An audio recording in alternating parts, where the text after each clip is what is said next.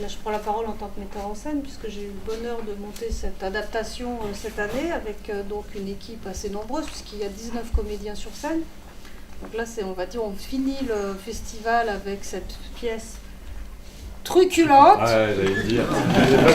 Voilà. Et qui a ce point commun avec Dreyfus, puisqu'on y parle évidemment, enfin, il y a Zola et derrière tout ça. Alors moi j'ai fait une adaptation qui se voulait justement être une adaptation vraiment plutôt sur les femmes et sur leur émancipation au travers du travail, notamment, puisqu'en fait vous savez que Le Bonheur des Dames c'est un grand magasin.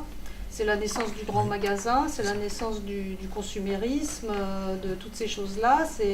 C'est la liberté pour la femme de pouvoir acheter ce qu'elle veut, comme elle veut, quand elle veut, qui est en même temps un piège. C'est vraiment facile d'acheter, mais c'est aussi facile de rentrer dans l'endettement, dans toutes ces choses. Donc on a fait tout ça sous un mode de comédie. En fait, l'histoire du Bonheur des Dames raconte un petit peu la vie dans ce grand magasin. La vie aussi bien au niveau des vendeuses, des vendeurs, parce qu'il y a aussi des vendeurs, que des merveilleuses, j'en vois là-bas, coquettes, qui viennent acheter à plus soif les choses que leur propose le grand magasin.